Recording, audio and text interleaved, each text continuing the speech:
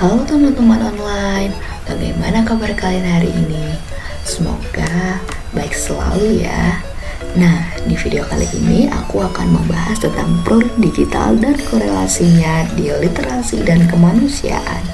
Apa aja sih? Yuk disimak. Nah, kita mulai dulu dari definisi ya. Apa itu produk digital? Produk digital adalah barang atau layanan yang dibuat dan didistribusikan secara digital. Contohnya itu ada aplikasi, situs web, konten digital, perangkat lunak, dan e-book. Nah, berbeda dengan produk fisik yang bisa kita raba, bisa kita pegang, produk digital ini outputnya adalah elektronik ya teman-teman. Jadi biasanya kita beli itu untuk mengupdate suatu fitur di aplikasi tertentu, atau misal kita beli untuk mendapatkan e-booknya yang kebetulan sekali mempunyai tujuan atau manfaat yang pengen kita dapetin gitu teman-teman.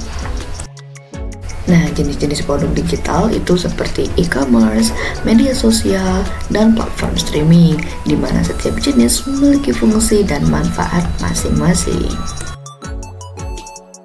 Nah, setelah kita mengetahui definisinya, kita akan membahas tentang korelasi produk digital dan literasi digital nih. Sebelumnya, literasi digital itu adalah kemampuan untuk menggunakan teknologi digital secara efektif, efisien, dan bijak. Hal ini mencakup kemampuan untuk mencari dan menemukan informasi yang akurat dan dapat dipercaya di internet. Sesuai dengan namanya ya teman-teman, literasi, yaitu kita bisa menganalisis, menggunakan teknologi, dan lain sebagainya. Oke, korelasinya itu yang pertama adalah akses informasi. Produk digital seperti mesin pencari dan platform pembelajaran online memudahkan akses informasi dan pengetahuan. Nah, contohnya itu adalah seperti Google, Ruang Guru, Zenius, dan lain sebagainya ya teman-teman. Nah, itu masuk dalam produk digital, yang dimana platform tersebut itu dapat meningkatkan literasi digital kita atau meningkatkan pembelajaran. Nah, yang kedua itu adalah komunikasi dan kolaborasi. Media sosial dan platform online komunikasi online memungkinkan interaksi dan kolaborasi yang lebih mudah, baik untuk belajar maupun berdiskusi. Nah, kita sudah merasakan dampaknya ya teman-teman.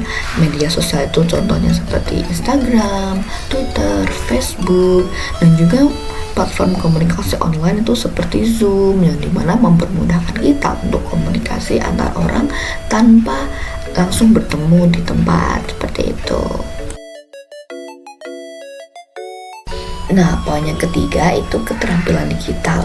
Menggunakan produk digital secara efektif membutuhkan keterampilan digital seperti navigasi online, pengolahan data, dan keamanan digital. Oke, lanjut. Kali ini adalah korelasi produk digital untuk kemanusiaan. Poin pertama yaitu donasi online. Platform donasi online memudahkan donatur untuk memberikan bantuan kepada berbagai organisasi amal dan program kemanusiaan. Nah, contohnya itu ada Kitabisa dan juga Donasi. Nah, dua platform ini itu merupakan bentuk perwujudan dari produk digital nih teman-teman, di mana tujuan dari dua platform tersebut adalah untuk membantu sesama manusia tanpa melalui kontak fisik secara langsung. Kedua itu adalah komunikasi cepat. Aplikasi dan platform komunikasi online memungkinkan komunikasi yang cepat dan efisien dalam keadaan darurat atau bencana. Contohnya tadi ya teman-teman, media sosial itu juga termasuk komunikasi cepat. Nah, atau WhatsApp itu juga termasuk produk dari digital teman-teman. Adalah pemetaan dan pelacakan.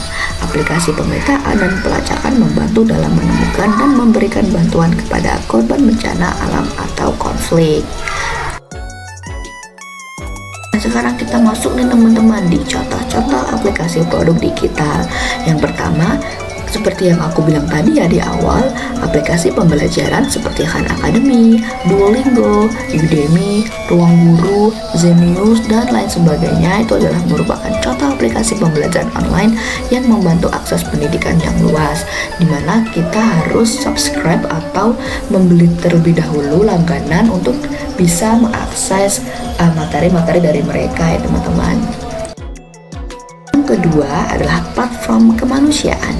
Platform ini seperti Global Giving dan Change.org, atau mungkin tadi kita bisa dan juga donasi, memfasilitasi donasi, penggalangan dana, dan aksi sosial untuk berbagai isu kemanusiaan. Oke, contoh yang lain itu ada software untuk pengeditan foto dan video. Contohnya itu ada Adobe Photoshop, Adobe Illustrator, Premiere Pro, atau mungkin CapCut ya. Sekarang udah mulai pro karena untuk mengakses fitur-fitur yang lebih kece, tentunya kita juga harus meng-subscribe atau membeli produk-produk digital atau ya berlangganan gitu. Nah, sekarang kita memasuki tantangan dan kendalanya nih teman-teman. Yang pertama itu adalah kesulitan akses. Keterbatasan akses internet dan perangkat digital dapat menghalangi pemanfaatan produk digital. Tidak dapat dipungkiri ya teman-teman, produk digital ini kalau nggak ada internet nggak bakal jalan. Jadi mau apapun kita purchase produk digital ini, kalau internetnya offline itu tidak akan bisa terrealisasikan seperti itu. Yang kedua adalah kesenjangan digital. Perbedaan kemampuan digital di berbagai kelompok masyarakat dapat menyebabkan kesulitan dan mengakses dan memanfaatkan produk digital. Nah, poin di sini itu menekankan pada sumber daya manusianya nih. Mungkin akan sangat berbeda penggunaan produk digital dari daerah perkotaan dan dari daerah yang terpencil gitu ya teman-teman, dimana mungkin internet itu tidak sampai di daerah tersebut. Dan kesulitan nih, gimana sih caranya untuk menerapkan produk digital tersebut? Lalu yang ketiga itu ada keamanan dan privasi, risiko penyalahgunaan data, penipuan online, dan ancaman keamanan cyber merupakan masalah yang perlu diatasi. Yang namanya digital pasti tidak terlalu jauh tentang seperti ini ya teman-teman, penipuan lah, adanya hack atau bocor data dan lain sebagainya. Maka dari itu kita harus bijak dalam membeli produk suatu digital, apakah itu original atau hanya copy paste dari baik pihak-pihak yang tidak berwenang seperti itu. Lanjut nih teman-teman, ada strategi pengembangan produk digital. Yang pertama itu ada aksesibilitas, yaitu dengan meningkatkan akses internet dan perangkat digital untuk semua kelompok masyarakat. Nah, tujuannya di sini adalah untuk agar dimanapun kita berada itu dapat diakses nih produk digitalnya. Mungkin saat kita berada di kota, atau mungkin kita saat berada di luar negara atau luar daerah gitu teman-teman. Lalu yang kedua tentu saja itu ada literasi digital, meningkatkan keterampilan dan pengetahuan digital masyarakat untuk memanfaatkan produk digital secara efektif. Nah, sesuai dengan tujuan dari video ini ya teman-teman, produk digital itu juga diharapkan untuk dapat meningkatkan literasi digital manusia, di mana kita udah berada di era society 5.0 ya teman-teman. Kita udah berada di industri di mana kita sudah dikelilingi oleh artificial intelligence atau AI. Setelah itu ada robot, setelah itu ada Internet of Things dan lain sebagainya, di mana bertujuan untuk meningkatkan atau memenuhi kebutuhan manusia seperti itu. Yang ketiga itu ada keamanan dan privasi, membangun sistem keamanan dan privasi yang kuat untuk melindungi pengguna dari ancaman digital. Nah, produk digital ini bisa kalian buat dengan mengutamakan keamanan dan privasi nih teman-teman. Jadi mungkin termasuk juga tentang copyright atau yang lain sebagainya teman-teman ya. Jangan sampai kalau pengguna itu sudah membeli produk digital dari kita, malah kena sanksi-sanksi yang melanggar gitu. Padahal kita kan hanya membeli gitu. Yang salahnya itu tetap yang pembuat. Oke, poin terakhir teman-teman adalah inovasi dan kreativitas. Mengembangkan produk digital yang inovatif dan kreatif untuk memenuhi kebutuhan masyarakat. Nah, seiring perkembangan zaman, kita juga harus fleksibel dengan tren-tren yang terjadi di kalangan saat ini. Jangan sampai produk digital yang kita buat atau yang kita jual itu dapat membuat bosen nih sama pengguna-penggunanya karena udah old fashion atau udah ketinggalan zaman gitu ya.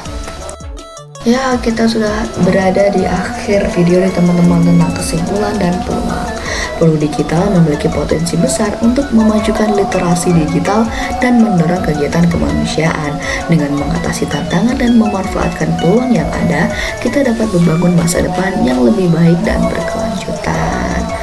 Baik, segitu dulu ya teman-teman, video kali ini aku akhiri.